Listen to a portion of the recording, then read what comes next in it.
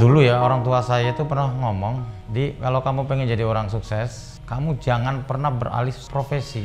Saya bangkrut berapa kali loh, tapi saya jatuh bangun tetap aja begitu. Sama kalau kita orang lihat petinju, kalau kita pengen jadi seorang petinju yang hebat, dipukul ya nggak kapok, jatuh pun besok bangun lagi, tapi kan introspeksi. Kalau tips sukses yang tercepat buat saya adalah dekat dengan orang sukses.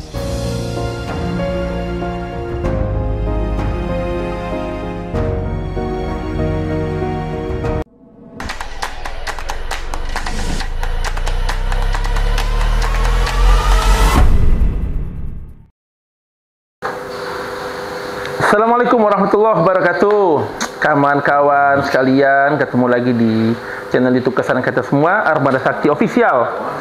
Kali ini kami sudah kedatangan sosok yang bisa menginspirasi kita semua untuk bisnis dan kehidupan yang dunia saat ini ya, intinya. Untuk tidak berpanjang lebar, langsung saya tampilkan saja. Kita undang dengan Mas Yudi. Assalamualaikum. Waalaikumsalam. Udah tidak asing kan wajahnya? Mungkin tidak asing, bisa di search di Google atau di YouTube. Mas Yudi, wirausaha yang saat ini sedang booming-boomingnya. Mungkin setiap kilometer atau setiap kelurahan ada usaha ini, yaitu Warteg Karisma Bahari. Mas Yudi ya? Ya.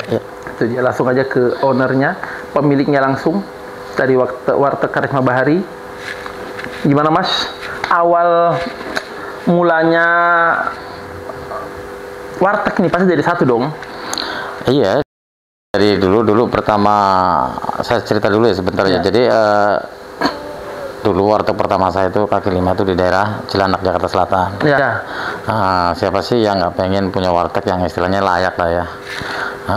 Setelah beberapa tahun, mungkin 2 tahun saya usaha warteg kaki lima itu, saya punya modal. Akhirnya warteg pertama kali saya buka itu di daerah Antasari, Jakarta Selatan.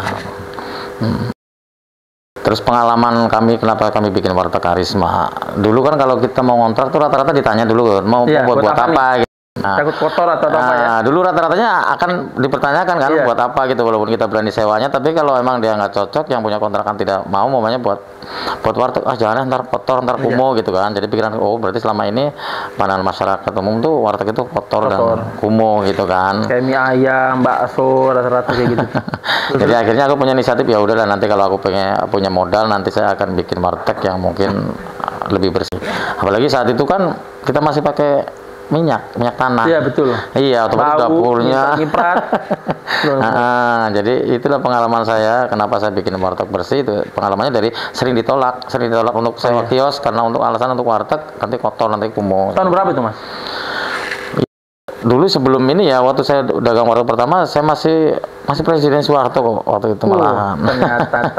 Waktu itu tidak pernah bohong guys. Jadi awalnya kita mulai, pasti akan ada ujungnya dan insya Allah akan sukses jika niat kita benar-benar baik Mas ya. Terus dari mulai diterima dan berkembang saat ini, setelah saya punya warteg satu, kedua, itu Warteg Karisma itu warteg saya yang ketiga. Nama Karisma? Belum. Ketiganya Karisma. Kalau satu, kedua itu belum. Pas ketiganya itu Karisma. Nah, terus saya punya cabang Karisma kedua itu di daerah Gancit, Gandara City. Nah, pas di Gandara City itu saya punya pengalaman bahwa saya punya cabang kok makin capek tapi income-nya nggak nambah gitu, capek aja gitu kan. Karena di situ hanya karyawan-karyawan aja, saya sendiri nggak terjun di situ gitu kan. Jadi aku pikir, wah ini banyak kebocoran, ini banyak ya mungkin karyawannya nggak jujur. Akhirnya saya punya inisiatif, saya ajak teman saya sendiri yang saya percaya, orang kampung kita sendiri. Dari Tegal. Betul, dari Tegal, terutama di desa Sidakaton ya. Lah saya ajak teman, udah kamu dagangin warung saya gitu kan. Pokoknya hasilnya bagi 2 aja, yang penting kamu nanti uang sewanya sudah, terus gaji karyawan sudah, sisanya bagi 2 aja. Saya nggak pakai pembukuan waktu itu, pokoknya aku percaya aja karena teman kecil saya gitu kan.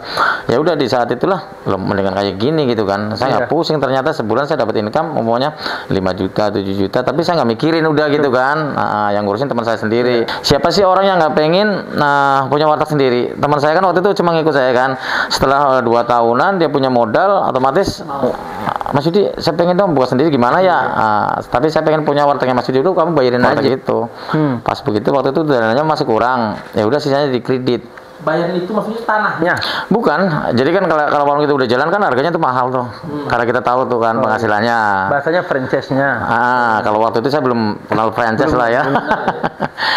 Nah, waktu itu kalau nggak salah saya jual itu 150 juta, karena memang warungnya ramai waktu itu kan. Akhirnya dia punya dana 50% dari itu, 75. Ya udah, 75 itu nyicil. Jadi nyicil ke saya waktu itu adalah angsurannya tidak flat. Terus nggak ada tenor, istilahnya harus 1 tahun lunas, 2 tahun lunas, nggak ada. Pokoknya sebulan saya harus dapat aja pokoknya sih 75 juta itu. Nanti tiap bulan dia nyicil gitu kan.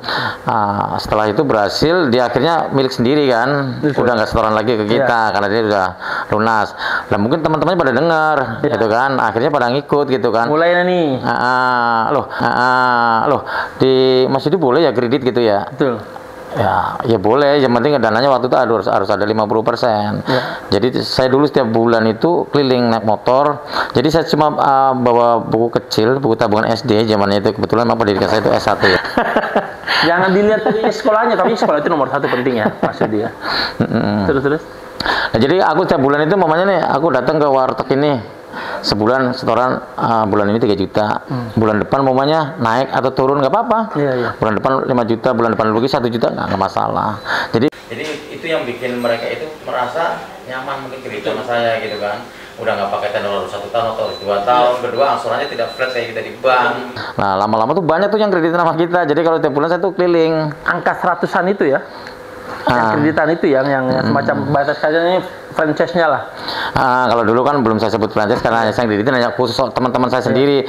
Dan saat itu kalau andaikan namanya usaha ya, karena usaha itu nggak jalan atau bangkrut, ada salah satu warung yang mamanya nggak jalan, kena gusur atau kena apa.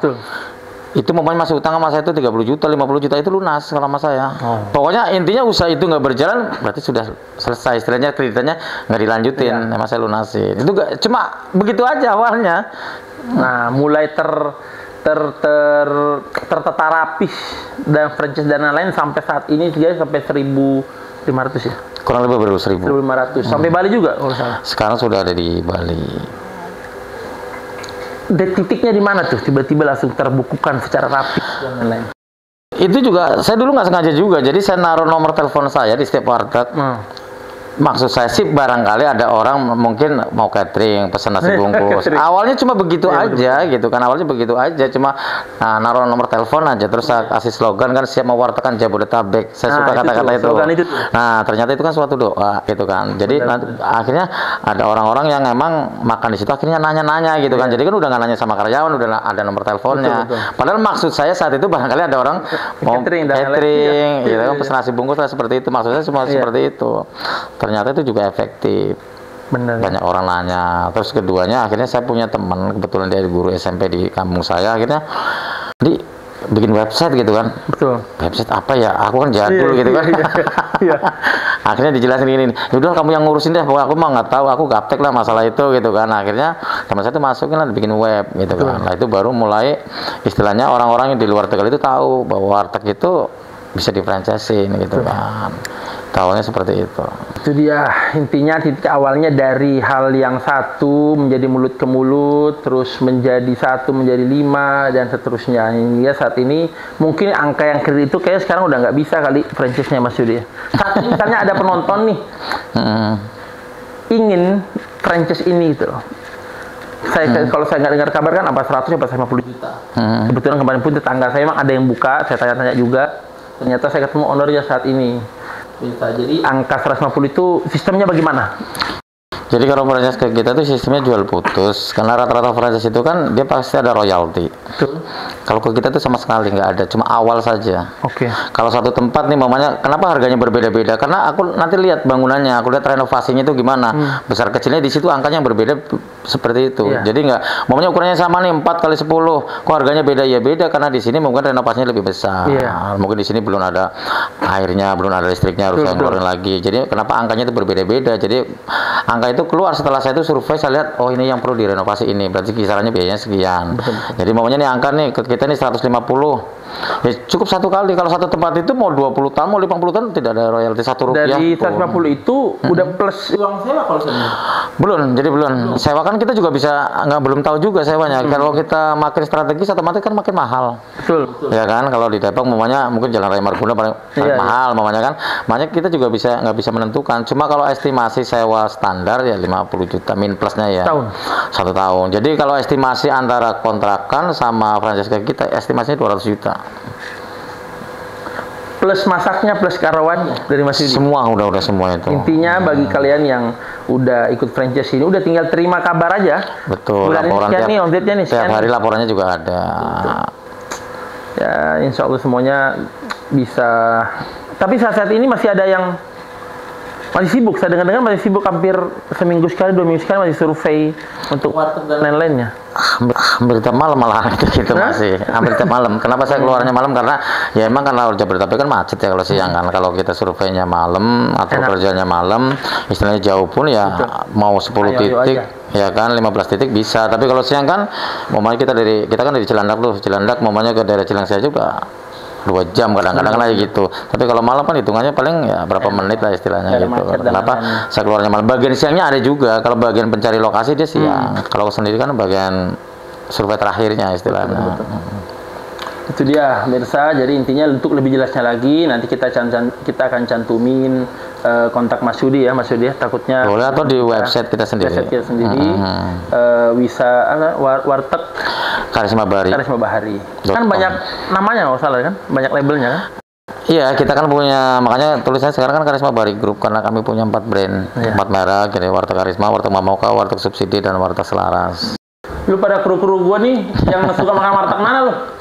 Gua Haji Nining. Apa? Karisma. PKB. Kemarin nih ada yang pilih yang warna coklat tuh apa itu? Jadi enggak sih, ada yang hijau, ada yang orange. Jadi Karisma dulu kan ada, kalau Karisma yang orange dulu yang elegan. Jadi ada yang ruangan AC. Ya, udah ada tuh sekarang? Banyak sekarang. Banyak ya? Ruangan AC. Saya juga rumah saya sekitar Cilodong dan sekitarnya belum ada yang AC pemirsa. Mungkin hawanya udah dingin kali bilang ini. Belum ada yang AC. Yang jelas saya ingat banget itu, saya ingatnya lauknya. Saya beli nasi, lauk berapa macam, saya bayar 18.000. Nggak tahu lauknya apa aja tuh 4 macam. Jadi wartekan Indonesia. Jabodetabek. Kalau dulu kan slogan kami kan siap memwartekan Jabodetabek. Kalau sekarang udah ganti, saya memwartekan Indonesia. Nah, karena udah ada cabang di luar Jabodetabek. Jadi kalau mau lebih jelasnya, samperin aja warteg-warteg dekat rumah lu. Apa pesan-pesan Mas Yudi untuk para pemula atau usaha apapun ya Mas Yudi ya?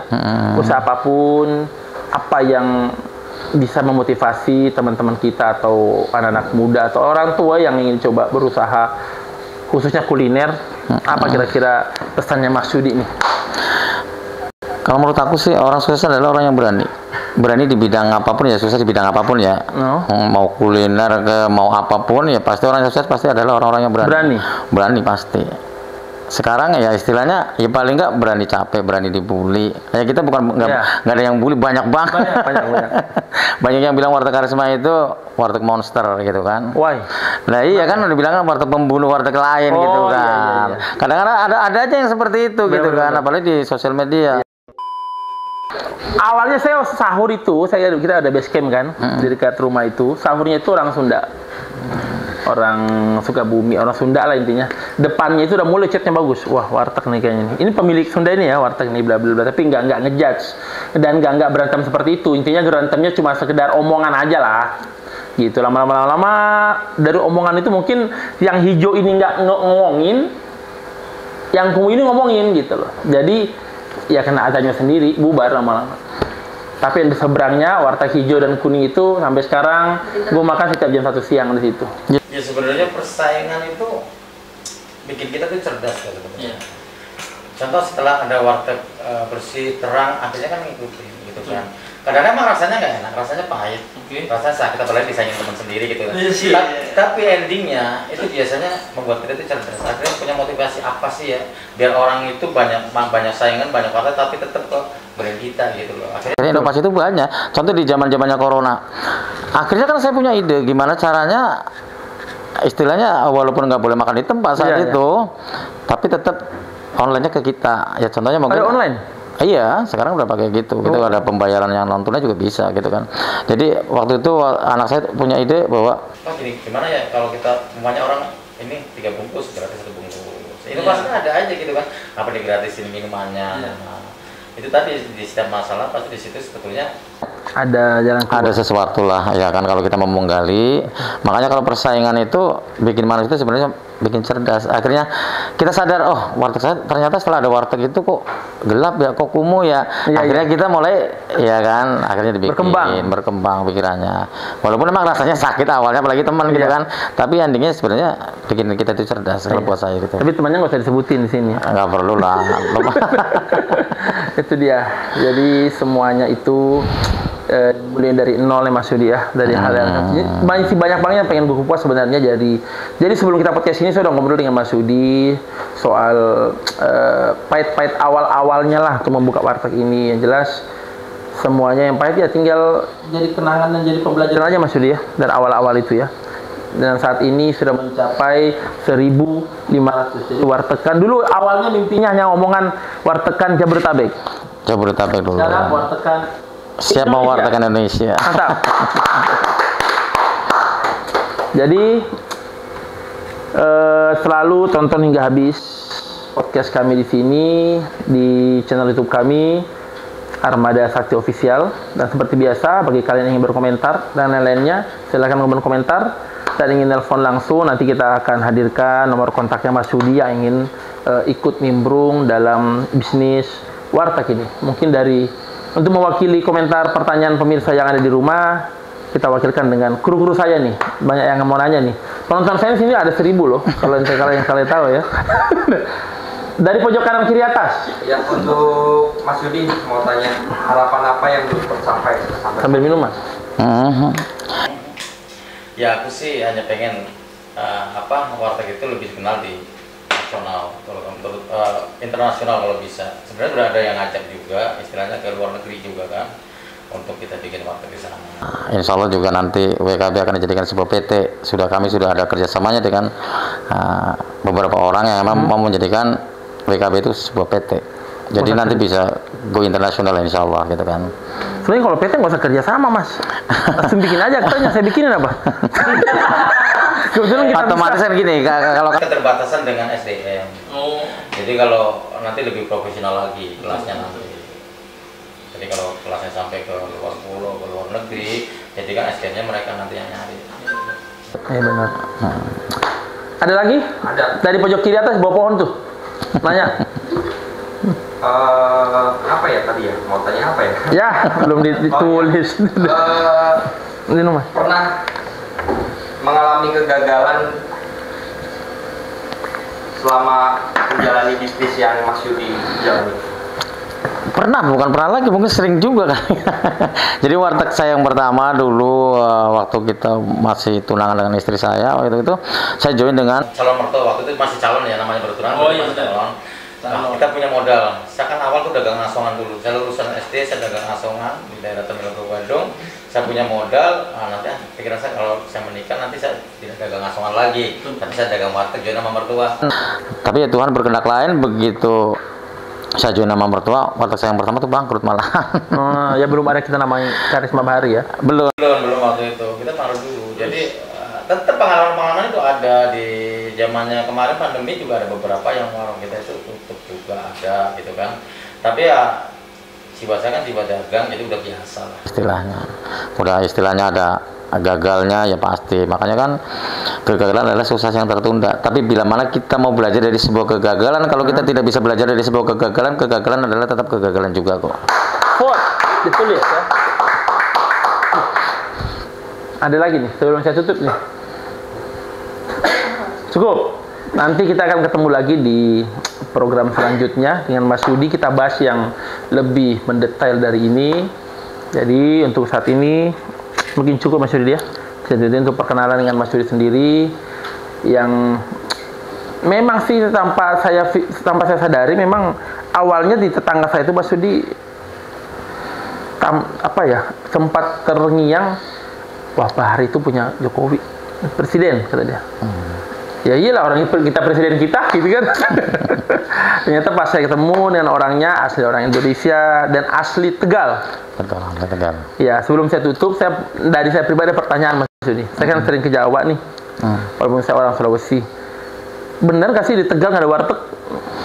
Enggak juga lah. Saya sendiri sekarang namanya warteg itu ya. Saya lagi proses di kampung saya sendiri di Tegal. Saya sudah buka satu warteg di Tegal sendiri. Sekarang lagi 2 proses lagi di sana bikin warteg. Ya, sebelum di kita, kota sebelum Mas Yudi. Ya emang rata-rata sih enggak, rata-rata enggak. Tapi warung makan ada, warung makan di Tegal. Warung nasi, warung nasi seperti itu. Betul. Karena udah tempatnya udah di Tegal, jadi kadang-kadang jadi nggak usah dinamain. Kalau saya sekarang lagi mau bikin istilahnya mau 3 ini di Tegal ya, masa kasih nama juga. Nah, insya Allah semuanya lancar semua Mas Yudi ya. Amin, amin. Intinya pulaunya saat ini fokus di Pulau Jawa udah banyak, pulau lain Bali, Sulawesi, Sumatera, di Palembang. Permintaan udah banyak di luar kota, terutama di ibu kota provinsi ya. Betul. Oke, itu dia pemirsa. Jangan lupa berkomentar dan subscribe terus channel YouTube kami Armada Sakti Official, dan jangan lupa untuk bersilaturahim ke warteg-warteg yang ada di sekitar rumah Anda, yang warna hijau, warna coklat dan lainnya. Cari WKB, Warteg Karisma Bahari, Warteg Mamoka, warteg subsidi, warteg Selaras. Subsidi itu yang buat tadi kita bahas itu ya, untuk yang mahasiswa ya. Ada beberapa yang item harganya emang low istilahnya, makanya disebut warteg subsidi. Oke, sampai ketemu lagi di podcast selanjutnya dengan orang-orang yang sukses berikutnya. Jangan lupa untuk hidup sehat, selalu usaha, dan serahkan semua tawakal kepada Allah Subhanahu wa taala. Assalamualaikum warahmatullahi wabarakatuh. Waalaikumsalam warahmatullahi wabarakatuh.